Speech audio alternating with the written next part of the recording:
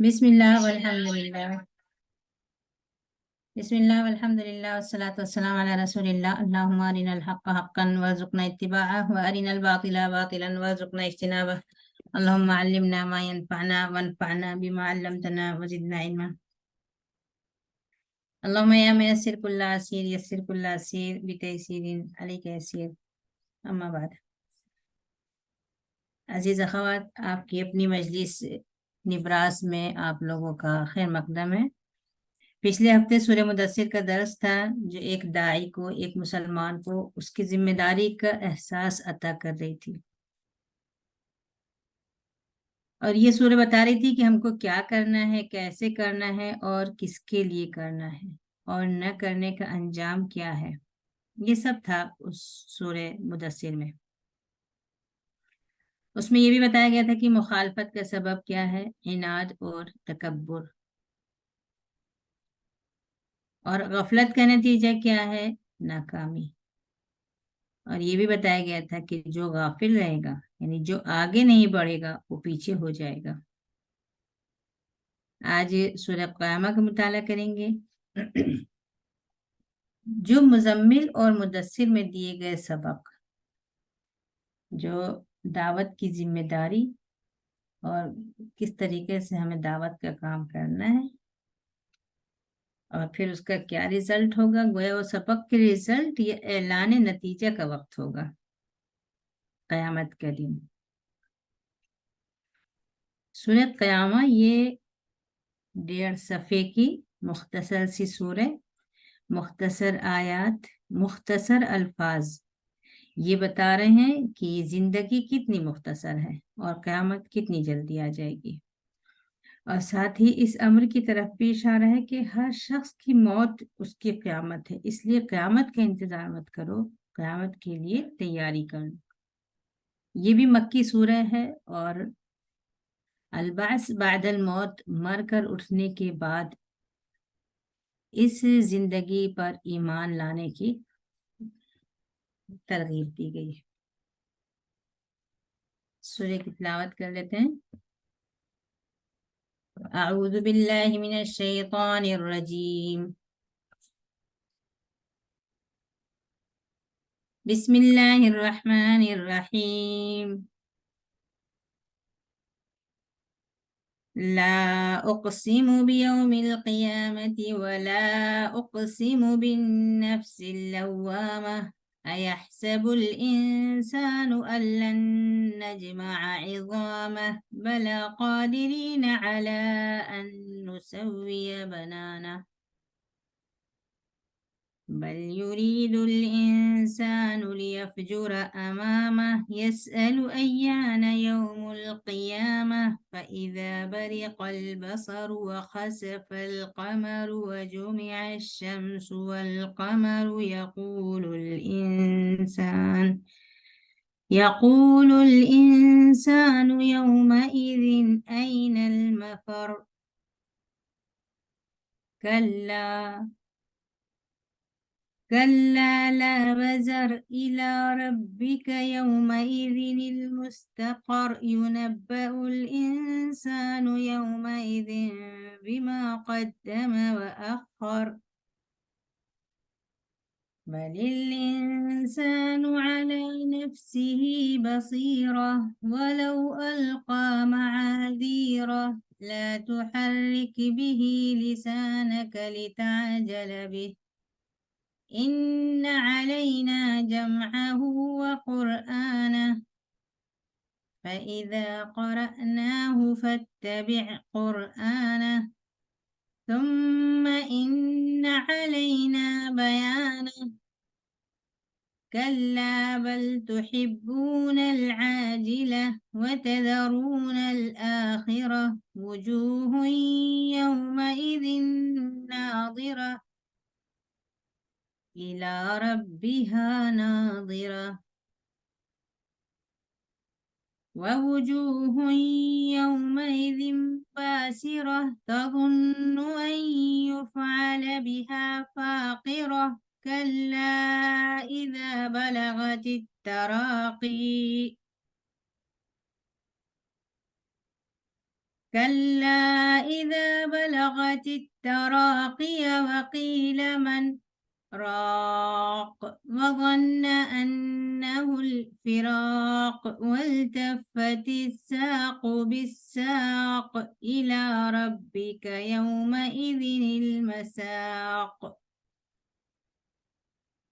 فلا صدق ولا صلى ولكن كذب وتولى ثم ذهب إلى أهله يتمطى أولى لك فأولى ثم أولى لك فأولى أيحسب الإنسان أن يترك سدى ألم يك نطفة من مني يمنى ثم كان علقة فخلق فسوى فجعل منه الزوجين الذكر والأنثى أليس ذلك بقادر على أن يحيي الموتى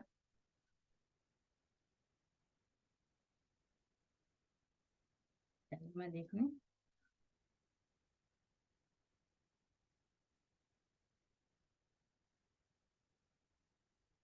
تو نہیں میں قسم کھاتا ہوں قیامت کے دن کی. نہیں میں قسم کھاتا ہوں ملامت کرنے والے نفس کی. کیا انسان یہ سمجھتا ہے کہ اس کی ہڈیوں کو جمع نہیں کریں گے؟ کیوں نہیں، ہم تو اس کے ایک ایک پور کو برابر کرنے پر قدرت رکھتے ہیں. انسان یہ چاہتا ہے کہ وہ آگے بھی بدعمالیاں ہی کرتے رہے. پوچھتا ہے قیامت کب آنے والی ہے؟ جب آنکھیں پتھرا جائیں گی اور چاند بے نور ہو جائے گا، سورج اور چاند ایک ساتھ ملا دیے جائیں گے. انسان کہے گا آج بھاگ کر جانے کی جگہ کدھر ہے؟ ہرگز نہیں، بھاگ کے جانے کی جگہ کہیں نہیں ہوگی. کوئی بچاؤ نہیں ہوگا، کوئی پناہ گاہ نہیں ہوگی. صرف ایک ہی ٹھکانہ ہے، تمہارے رب کی طرف. اس دن انسان کو سب بتا دیا جائے گا، جو اس نے کیا اور جو نہیں کیا، جو اس نے دنیا میں چھوڑا اور جو آگے بھیجا. انسان خود اپنے اعمال سے باخبر ہے.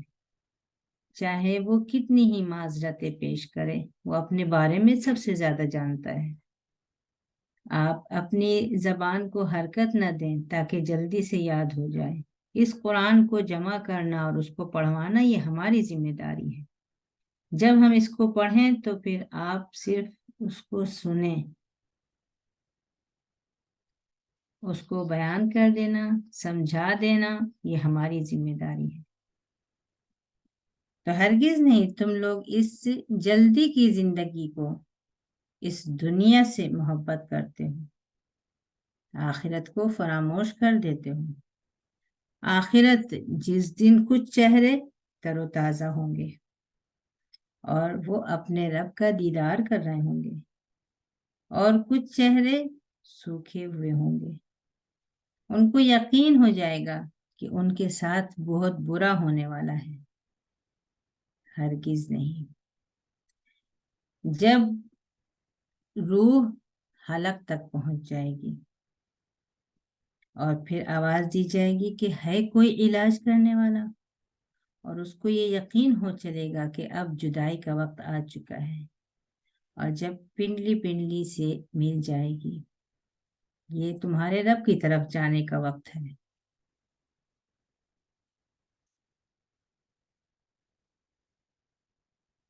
نہ تو سچ بولا،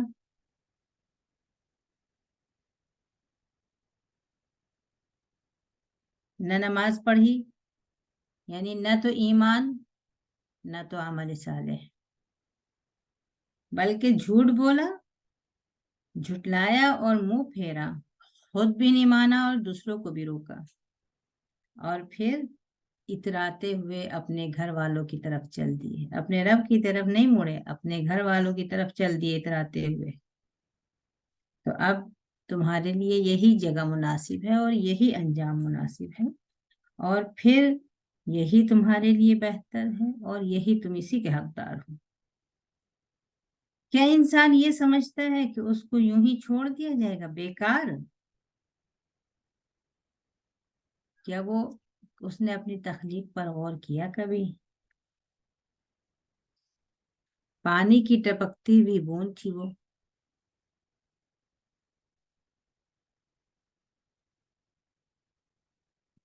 پانی کی ایک بوند تھی جو ٹپکائی گئی تھی، اس کے بعد پھر وہ خون کا ایک ٹکڑا تھا، اور پھر وہ ایک مکمل انسان ہو گیا تھا، اور اس سے مرد اور عورت ہو گئے تھے۔ کیا وہ جس نے پانی کی بوند سے خون اور اس سے گوشت اور اس سے مرد اور عورت کے جوڑے بنائے، کیا وہ دوبارہ مردوں کو زندہ کرنے کی قدرت نہیں رکھتا ہے؟ کیوں نہیں؟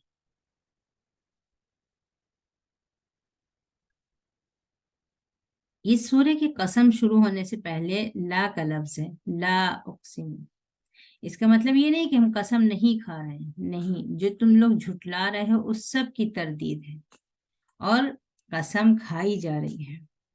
اور لا کے بعد جب قسم آتی ہے تو وہ اتنی واضح چیز کے لیے آتی ہے، اتنی یقینی چیز کے لیے آتی ہے کہ پھر اس کا جواب قسم بھی آنے کی ضرورت نہیں ہوتی ہے۔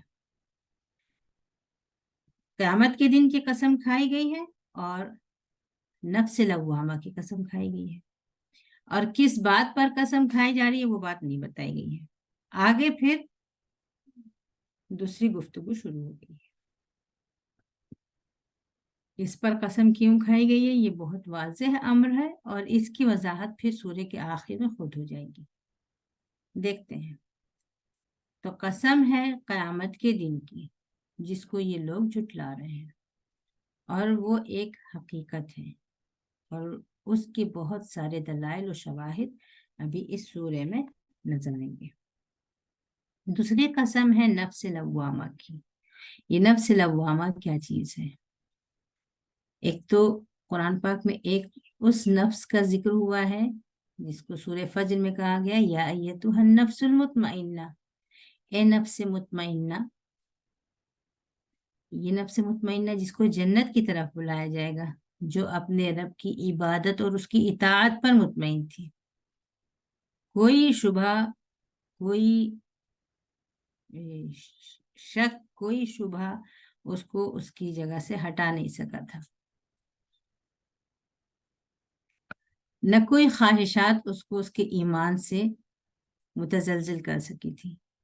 تو نہ کوئی خواہش، نہ کوئی شک، نہ کوئی بات، کوئی اس کے ایمان کو ہلا نہ سکے، اور وہ اپنے اس ایمان پر، اپنی تقدیر پر، اپنے رب کی شریعت پر، ہر چیز پر مطمئن زندگی گزار رہا تھا۔ وہ تھا نفس مطمئنہ جس کو جنت میں آنے کی دعوت دی۔ یہاں دوسرے نفس کا تذکرہ ہے، یہ ہے نفس لوامہ۔ لوامہ کا مطلب بہت زیادہ ملامت کرنے والا، یہاں مبالغے کا صیغہ ہے۔ اور یہ نفس لوامہ کیا ہوتا ہے؟ یہ وہ نفس جو ہر انسان کے اندر ہے، جس کو اللہ تعالیٰ نے خیر اور شر کی تمیز دی ہے، اور جو ذرا سا بھی غلط ہو تو فوراً انسان کو ٹوکتا ہے، یہ کیوں کیا، یہ کیوں نہیں کیا، ایسے کیوں کیا، ایسے کیوں نہیں کیا۔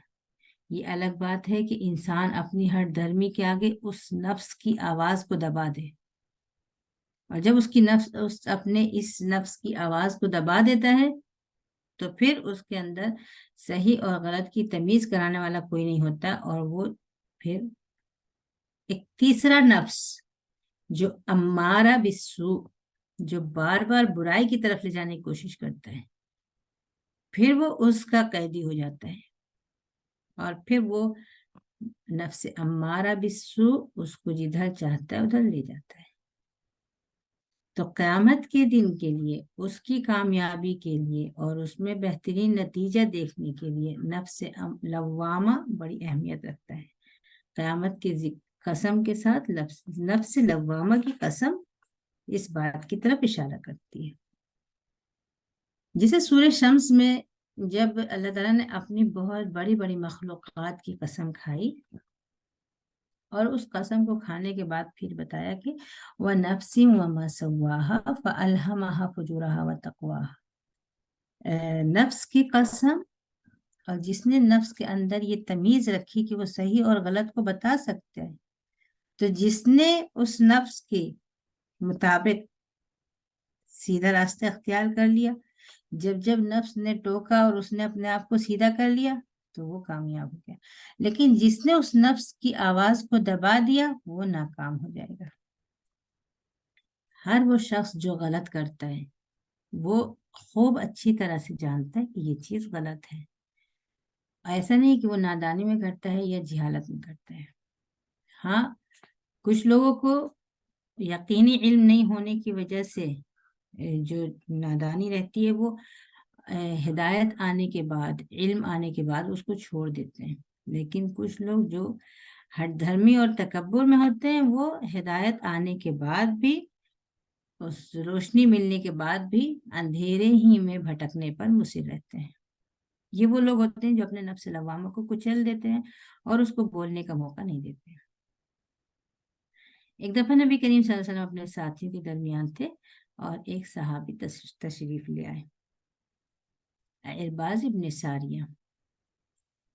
نبی کریم صلی اللہ علیہ وسلم فوراً ان سے پوچھا، جئت تسأل عن البر، نیکی کے بارے میں پوچھنے آئے ہو؟ نہیں، حضرت نواس ابن سمعان یہ تشریف لے کے آئے۔ نبی کریم صلی اللہ علیہ وسلم پوچھا، نیکی کے بارے میں پوچھنے آئے ہو؟ جئت تسأل عن البر، آپ صلی اللہ علیہ وسلم کو کس نے بتایا تھا کہ یہ کیا سوال لے کر آنے والے ہیں؟ انہوں نے بیٹھتے ہی جواب دیا، کہ ہاں یہ پوچھنا تھا۔ تو آپ صلی اللہ علیہ وسلم نے ایک اصول بتایا ان کو، البر، نیکی کیا ہے؟ جس پر دل مطمئن ہو جائے، جس کو کرنے پہ دل تمہیں ملامت نہیں کرے کہ کیوں کیا اور ایسے کیوں نہیں کیا۔ حسن اخلاق، اچھے اخلاق، یہ نیکی ہے۔ البر حسن الخلق، والإثم ما حاك في صدرك وكرهت أن يطلع عليه الناس۔ صرف 2 جملوں کے اندر تمام حدود متعین ہو گئی ہیں۔ گناہ وہ ہے جو تمہارے دل میں کھجلی کرے اور تم پسند نہ کرو کہ لوگوں کو پتہ چلے، تم یہ چاہو کسی کو پتہ نہ چلے، یہ گناہ کی علامت ہے۔ کوئی کام کیا اور کسی کے سامنے کیا اور کسی سے چھپایا، کیوں چھپایا؟ کچھ غلط تھا اس لیے۔ اگر صحیح ہے تو سب کے سامنے کر سکتے ہو۔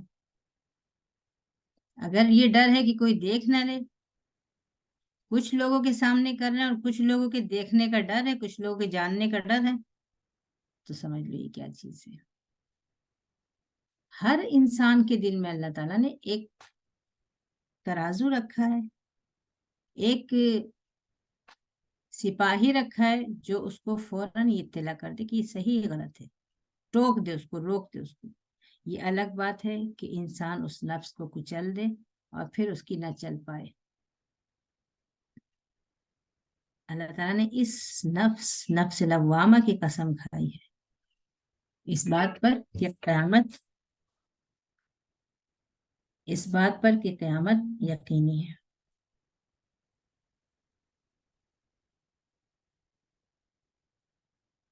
کیا انسان یہ سمجھتا ہے کہ اس کی ہڈیوں کو جمع نہیں کیا جائے گا؟ کیا انسان یہ سمجھتا ہے کہ یہ ہڈیاں جو مٹی میں بکھر گئی ہیں، جو بوسیدہ ہو گئی ہیں، جن کے جوڑ الگ ہو گئے ہیں اور اب یہ ہڈیاں بکھری بھی ہو گئی ہیں، کیا یہ ایک سانچے میں جمع ہو پائیں گی؟ اس پر اس کو یقین نہیں ہے۔ ان بڑی بڑی ہڈیوں کی کیا بات ہے، ہم تو اس کے پور بھی برابر کر سکتے ہیں۔ یہاں سے مفسرین نے قرآن پاک کا ایک معجزہ اختیار کیا ہے اس آیت سے، معجزہ ہونا قرآن پاک کا، کہ جس وقت انسان فنگر پرنٹس نہیں جانتا تھا اس وقت یہ آیتیں نازل ہوئی تھی، اور اس وقت یہ بتا دیا تھا کہ ہر انسان کی ہڈیاں جمع کرنا نہیں بلکہ باریک سے باریک چیزیں جو اس کی جمع کی جائیں گی، جو اس کی شناخت کی علامت ہوتی ہیں، وہ بھی برابر ہو جائیں گی۔ یعنی اگر باریک سے باریک ہڈی کی مثال ہوتی تو کان کی چھوٹی والی ہڈی یا ریڑھ کی ہڈی کے آخر میں آنے والی چھوٹی سی ہڈی، کسی اتنی چھوٹی ہڈی کی مثال دی جاتی، پور کی ہڈی تو پھر بھی بڑی ہوتی ہے، لیکن یہاں پور کی ہڈی کے ساتھ ساتھ اس چیز کی طرف اشارہ ہے، بنان پوروں کو کہا جاتا ہے، ہم اس کے پوروں کو بھی برابر کر سکتے ہیں، یعنی ہر انسان کی جو اس کی شخصیت ہے، ہر ایک اپنی الگ شخصیت کے ساتھ اٹھے گا، جیسا وہ اس دنیا میں تھا بالکل اسی طرح سے اس کو قیامت کے دن اس کی ہڈیاں، اس کا گوشت، اس کی جسم، اس کی شخصیت کے ساتھ اس کو وہاں اٹھایا جائے گا۔ اور یہ بھی ایک اللہ تعالیٰ کی قدرت کا ایک نمونہ ہے کہ آدم علیہ السلام کے زمانے سے لے کر تا قیامت آنے والے انسانوں میں سے کسی دو کی بھی فنگر پرنٹس ایک سی نہیں ہو سکتی، اور ہر آدمی اپنی جسم، اپنی ہڈیاں نہیں بلکہ اپنی مکمل شخصیت کے ساتھ قیامت کے دن اٹھے گا۔ انسان یہ چاہتا ہے کہ اس کو پوری آزادی حاصل رہے برائی کرنے کی، اس لیے کہ اس کو قیامت پر یقین نہیں۔ ظاہر سی بات ہے، جس کے پاس کوئی عقیدہ نہ ہو، کوئی دین نہ ہو، کوئی ایمان نہ ہو، اس کو برائیوں سے کیا چیز روک سکتی ہے؟ اگر لوگوں کا خوف، تو صرف وہ لوگوں کے سامنے ہی برائیوں سے بچے گا، اور وہ بھی ان برائیوں سے بچے گا جس کو اس کا معاشرہ، اس کا ماحول برا سمجھتا ہوگا۔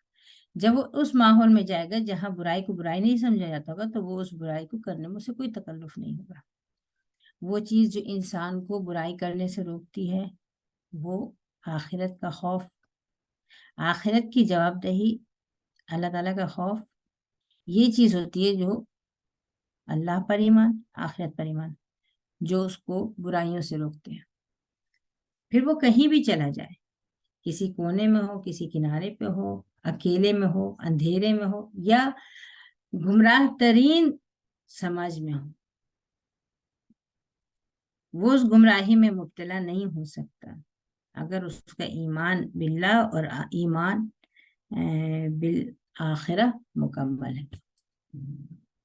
ذرہ برابر بھی نیکی کرنے کا موقع نہیں چھوڑے گا چاہے کوئی نہیں دیکھ رہا ہوں، اور چھوٹی سی بھی برائی کو بہت برا سمجھے گا چاہے کوئی نہیں دیکھ رہا ہوں۔ یہ انسان یہ چاہتا ہے کہ اللہ تعالیٰ کے سامنے، اس کے بندوں کے سامنے، اپنی آنکھوں کے سامنے دیدہ دلیری کے ساتھ وہ برائیاں کرتا رہے، اس لیے کہ اس کو قیامت کا یقین نہیں ہے۔ پوچھتا ہے کب آئے گی قیامت؟ یہاں یہ نہیں بتایا گیا اس کے جواب میں کہ قیامت کب آئے گی، قیامت کی کچھ علامتیں بتائی گئی ہیں، اور چھوٹی چھوٹی آیتوں میں بہت تیز رفتاری کے ساتھ، گویا بہت دور نہیں ہے قیامت۔ برق البصر وخسف القمر وجمع الشمس والقمر، جیسے بجلی کی چمک ہوتی ہے بس اتنا ہی باقی ہے قیامت کے لیے، اتنے ہی اچانک ہوگی اور اتنی ہی تیز، اتنی ہی جلدی ہو جائے گی۔ جب یہ آنکھ چمکے گی، یعنی جس طرح بجلی چمکتی ہے آسمان پہ، اس طرح کی ایک چمک۔ دوسرا مفہوم یہ ہوگا کہ اس دن آنکھ پتھرا جائے گی، یعنی آنکھیں بے نور ہو جائیں گی، چاند بے نور ہو جائیں گے، نہ روشنی رہے گی، نہ روشنی سے استفادہ کرنے والے چیزیں رہیں گی، بڑی بڑی مخلوقات تباہ ہو جائیں گی، کوئی اپنی جگہ پہ نہیں رہے گا، سورج اور چاند ایک جگہ ملا دیے جائیں گے۔ ابھی اوپر ہڈیوں کو جمع کرنے کی بات تھی، یہاں سورج اور چاند جمع ہونے کی بات ہے،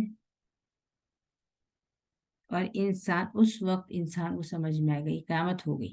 جب ہو جائے گی قیامت تب اس کو کچھ کہنے سننے کا موقع ہی نہیں ہوگا، پھر تو وہ اس کو ساری باتیں جن کا وہ انکار کرتا چلا آ رہا تھا، جن کو جھٹلاتا چلا جا رہا تھا، اچانک ان کو ان سب باتوں پر یقین آ جائے گا، اور اب اس کو اپنا برا انجام سامنے نظر آ رہا ہوگا، اور وہ اس انجام سے بھاگنے کی کوشش کر رہا ہوگا، لیکن بھاگنے کی جگہ کہاں ہوگی؟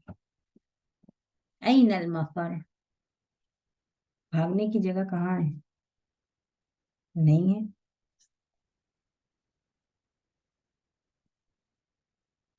پھر یہاں تک آ کے یہ چند جملوں میں قیامت کے ایک منظر بتایا کہ وہ کتنی جلدی اور کتنی بھیانک ہوگی، اور آدمی اس کا مقابلہ یا اس کا سامنا نہیں کر سکے گا جو اس کو آج غفلت میں ہے اور اس کو مذاق سمجھ رہا ہے۔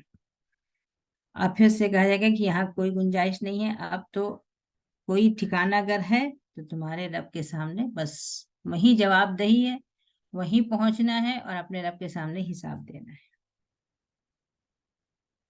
اس دن آدمی کو ہر اگلا پچھلا پتہ چل جائے گا۔ اگلا اور پچھلا کیا چیز ہے؟ اگلے پچھلی دو طرح کی چیزیں ہیں۔ ایک تو یہ کہ جو آدمی نے کیا اور جو نہیں کیا، قدمہ و اخر۔ جو کام کر لیا وہ قدمہ تھا، جو کام کرنے کا ارادہ کر کے چھوڑ دیا وہ اخر تھا۔ تو ایک کام، جو کام آدمی نے کرے تھے وہ بھی پتہ چل جائیں گے، اور جن کو کرنے کا ارادہ کر کے نہیں کیے تھے وہ بھی سامنے نظر آ جائیں گے۔ کسی دن کہیں چوری کرنے کا ارادہ کیا لیکن نہیں کر سکا، وہ بھی نظر آئے گا۔ چوری کر لی تھی وہ بھی نظر آئے گا۔ تہجد پڑھ لی تھی وہ بھی موجود ہوگا۔ تہجد کا ارادہ کیا تھا نہیں پڑھ سکے تھے وہ بھی وہاں موجود ہوگا۔ کچھ صدقہ خیرات کر سکتے تھے، کر لیا تھا، وہ بھی نظر آئے گا۔ کر سکتے تھے پھر بھی نہیں کیا تھا، وہ بھی وہاں نظر آئے گا۔ تو جو کر لیا تھا وہ بھی نظر آئے گا، اور جو نہیں کیا تھا وہ بھی نظر آئے گا۔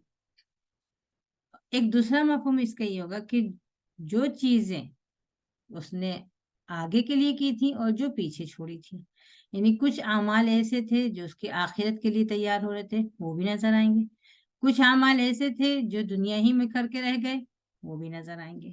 بہت ساری کوششیں، بہت ساری جدوجہد، بہت ساری دوڑ دھوپ، بہت سارے خرچ، وقت کا خرچ، دولت کا خرچ، صحت کا خرچ، طاقت کا خرچ، بہت ساری ایسی چیزیں جو کی تو ہوں گی لیکن وہیں رہ گئی ہوں گی دنیا میں، وہ بھی نظر آئیں گی۔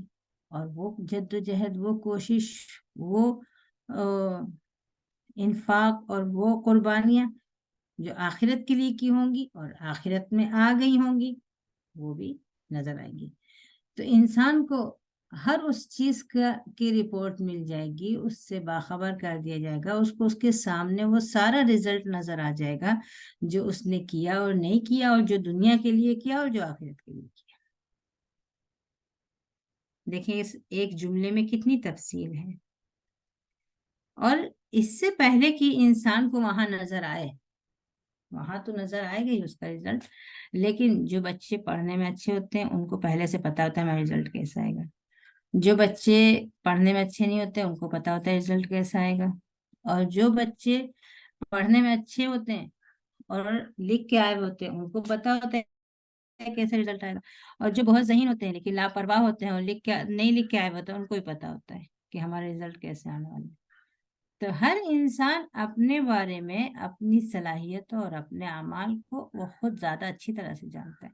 تو رزلٹ تو اگرچہ سامنے دکھایا جائے گا اور ہر کرنی اور نہ کرنی سب دکھے گی، لیکن بل الانسان علی نفسہ بصیرہ، انسان خود اپنے بارے میں جو جانتا ہے وہ کون جانتا ہے؟ ہر انسان اپنے بارے میں سب سے زیادہ جانتا ہے، چاہے وہ اس کے لیے کتنی ہی معذرت پیش کرے۔ اگر وہ یہ معذرت پیش کر رہا ہے کہ میں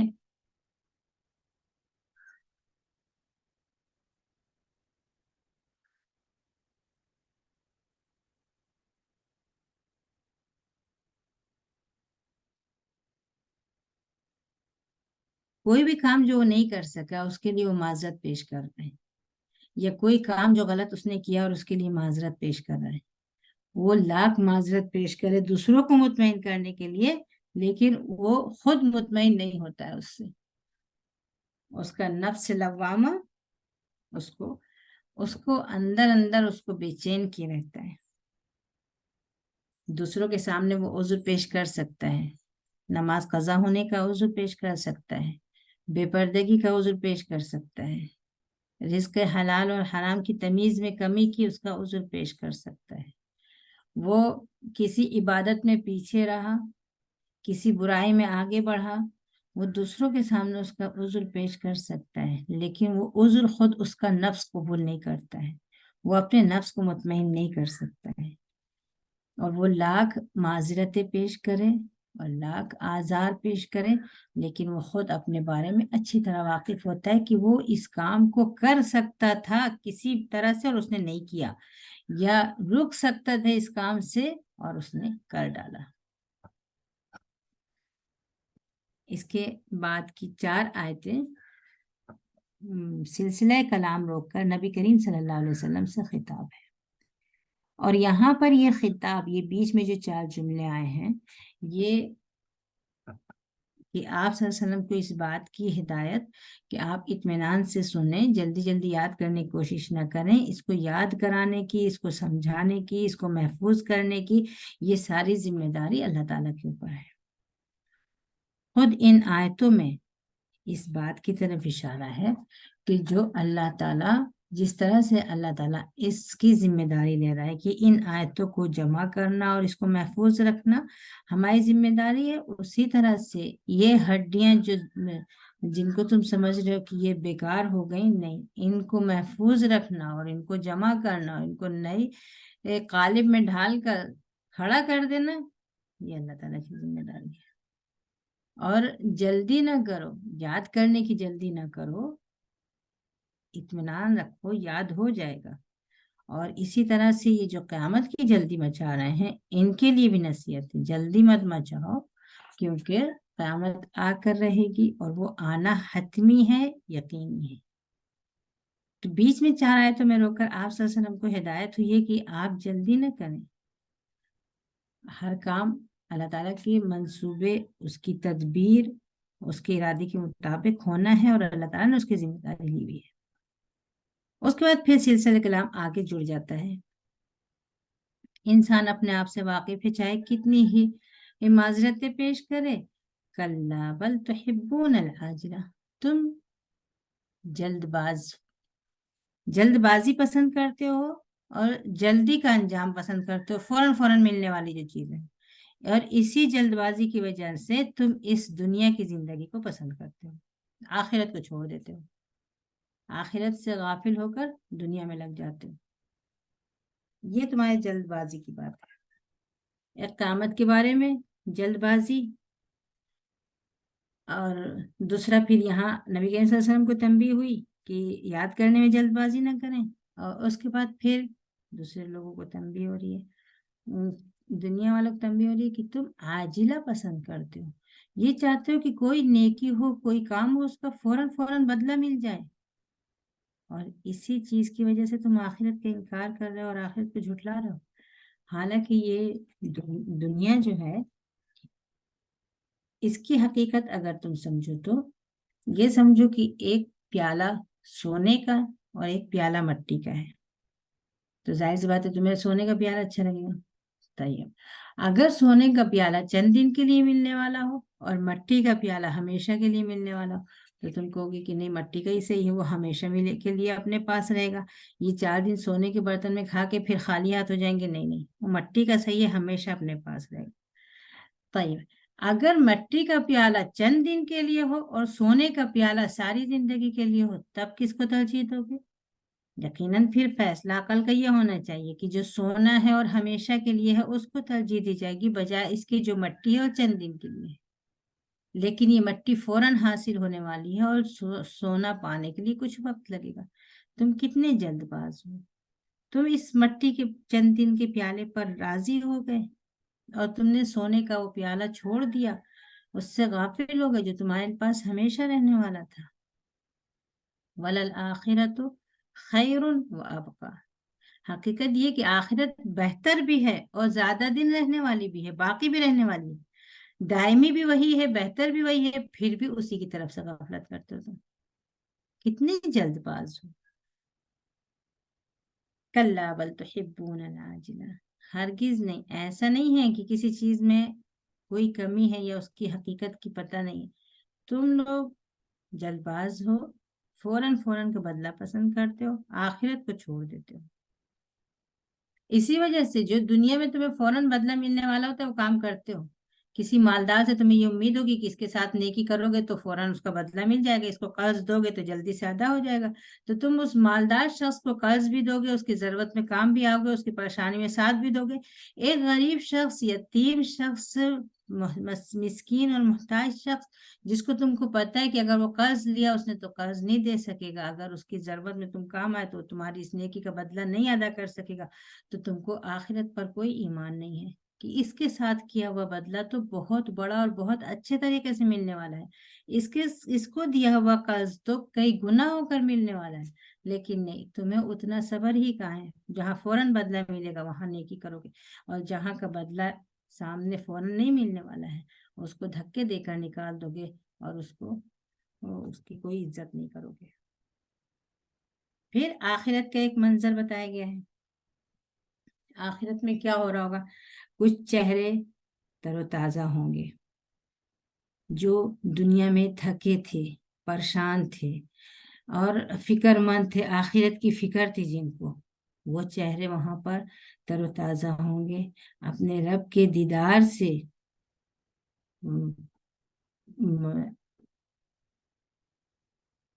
खुशनसीबी होगी उनकी, या वो उससे लुत्फ अंदोज हो रहे होंगे, इस सादत को महसूस कर रहे होंगे कि वो अपने रब की तरफ देख रहे होंगे। कुछ दूसरे चेहरे जो सूखे हुए होंगे। फिर यहाँ जो बासिरा का लफ्ज है ये खुद जल्दबाजी की दलील है। पता है क्या है? बासिरा उस फल को कहते हैं जो पेड़ ही पर पकने से पहले गिर जाए, तो वो पकता नहीं है, फिर वो सुखड़ जाता है, उसको कहते हैं बासिरा। जिसने पेड़ पे से गिरने में या जिसको तोड़ने में जल्दी की गई होगी, जल्दी का अंजाम कभी भी अच्छा नहीं होता है। कुछ चेहरे सुकड़े हुए होंगे, उनको पूरा यकीन होगा कि आज कमर तोड़ मुसीबत का सामना है। फाकरा का मतलब कि किसी जानवर पर इतना सामान लाद देना कि उसकी पीठ टूट जाए, बहुत ज्यादा, उसकी इस्तिताअत से ज्यादा, या कोई ऐसी मुसीबत आए जो आदमी की कमर तोड़ दे, वो होती है फाकरा। उसको वो शख्स, वो लोग जिनके चेहरे मुरझाए हुए और पिचके हुए होंगे, उनको इस बात का यकीन होगा कि उनके सामने बहुत बड़ा इम्तिहान है, बहुत बड़ी मुसीबत उनके सामने आने वाली है। ये मंजर था वहां का, क़यामत के मैदान का। फिर एक कदम पीछे हटकर आलम नज़ा के वक्त, अब इसकी बात हो रही है। क़यामत के दिन, क़यामत के मंजर था जब सूरज और चांद मिल जाएंगे, और सूरज चांद बेनूर हो जाएगा, सूरज और चांद मिल जाएंगे। फिर आदमी की वो बेचैनी कि वो ढूंढेगा कि मैं कहाँ जाऊं और क्या करूं, और फिर ये कि तुम्हें जल्दबाजी पसंद है और तुम आखिरत का इंतजार नहीं कर रहे हो। जल्दबाजी का नतीजा वो सूखे हुए चेहरे जो उस दिन की मुसीबत देख लेंगे, और जो आखिरत के इंतजार करेगा, उसकी तैयारी करेगा, तो वो उनके चेहरे तरोताजा होंगे और वो अपने रब को देख रहे होंगे। और सबसे बड़ी नेमत दुनिया, जन्नत और उसकी नेमतों से बड़ी नेमत ये होगी कि किसी को अपने रब का दीदार नसीब हो। अब उस क़यामत के उस मंजर से एक कदम पीछे हटकर जहां से क़यामत शुरू होती है वहां आ गए। हर इंसान की क़यामत है जब उसकी जान निकलती होती है। कल्ला इज़ा बलगत तराकिया, जब इंसान की रूह हलक में आकर अटक जाती है, सारे जिस्म से सिमट कर, हाथों और पैरों से निकलकर हलक में अटकी हुई रूह, और हाथ पैर बेजान हो चुके हैं, और खुद उस शख्स को यकीन हो गया है कि अब उसका आखिरी वक्त है। और लोग जो उसके आस पास बैठे हुए हैं वो इस कोशिश में है कि किसी तरह से इसको बचा लिया जाए और इसकी रूह वापस आ जाए, इसकी जिंदगी वापस आ जाए। रूह अटकी हुई है हलक में, और ढूंढे जा रहे हैं मुआलिज। वकीला मन राक, इस वक्त कौन कुछ कर सकता है? कोई झाड़ फूक करने वाला, कोई दुआ तावीज करने वाला, कोई दवा इलाज करने वाला, बड़ी से बड़ी खिदमत بڑی سے بڑی سہولت کہیں پہنچ میسر ہو سکتی ہو، وہاں اس کو لے جایا جائے، وہاں اس کو رکھ دیا جائے، وہاں کر دیا جائے، ساری تدبیریں ہو جاتی ہیں. لیکن وہ شخص جو اس عالم میں ہوتا ہے اس کو یقین ہو جاتا ہے کہ دنیا چھوڑنے کا وقت آ گیا ہے. پنڈلی پنڈلی سے مل جاتی ہے. دو مطلب ہو سکتے ہیں اس کے.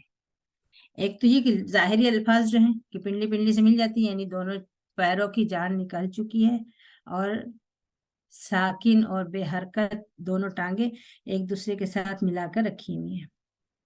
دوسرا مفہوم اس کا ساق کا مطلب ہوتا ہے مصیبت اور پریشانی.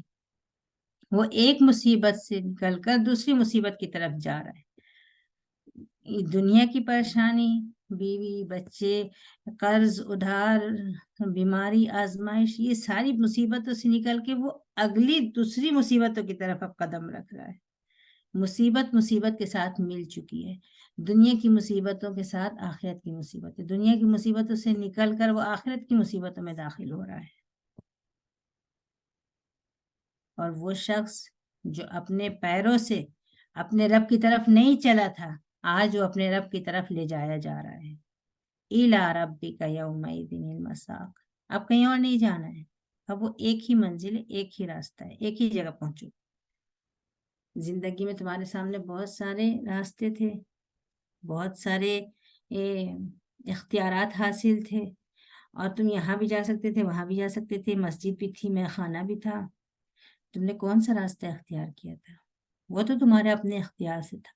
جو اپنے پیروں سے چل کر اپنے رب کی طرف نہیں گیا تھا، آج وہ اٹھا کر اپنے رب کی طرف لے جایا جا رہا ہے. اور آج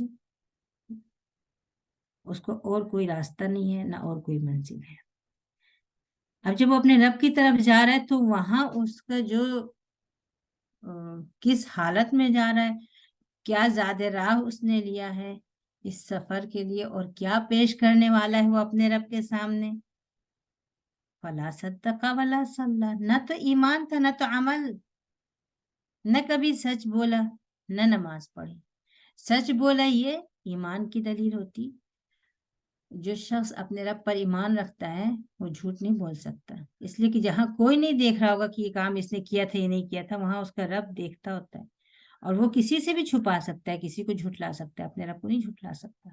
تو اس وجہ سے وہ جھوٹ بولنے سے پہلے سوچتا ہے اور سمجھتا ہے. تو جب ایمان نہیں تھا تو جھوٹ بولا، عمل صالح نہیں تھے، نہ نماز پڑھی، نہ کوئی دوسری نیکی کری، بلکہ اس کے برعکس خوب جھوٹ بولا، خوب نافرمانی کری، اور پھر اکڑتے ہوئے اپنے گھر والوں کی طرف گئے تھے. آج یہ گھر والے، تمہاری اکڑن بھی ختم ہو گئی اور گھر والے بھی چھوٹ گئے، اور جو عمل تھا وہ پیش کرنے لائق نہیں ہے اپنے رب کے سامنے. تو اب کیا ہوگا؟ اب جس حال میں ہو تم اسی کے مستحق. اولا لک فاولا ثم اولا لک فاولا. اگر تمہاری ایسی ہی تیاریاں تھیں اور تمہاری ایسے ہی تمہارا زاد راہ تھا، تو اب تم ایسی ہی منزل کے مستحق ہو. اس کے بعد پھر جو سورہ کے شروع میں ہوا تھا کہ قسم ہے کہ قیامت آ کر رہے گی، اور قسم ہے نفس لوامہ کی، اس کو اب آپ یہاں دیکھیے. انسان کا ضمیر اس کو صحیح اور غلط کی رہنمائی کرتا رہتا ہے، اور قیامت کے دن یقینی ہے. انسان یہ سمجھتا ہے کہ اس کو چھوڑ دیا جائے گا، ایسے چھوڑ دیا جائے گا. یعنی انسان نے کبھی اس پہ غور کیا؟ انسان کچھ نہ دیکھے، اپنے آپ پر غور کرے. صرف اس کا نفس اس کو ہدایت دینے کے لیے کافی ہے، اس کا نفس اس کو نصیحت کرنے کے لیے کافی ہے.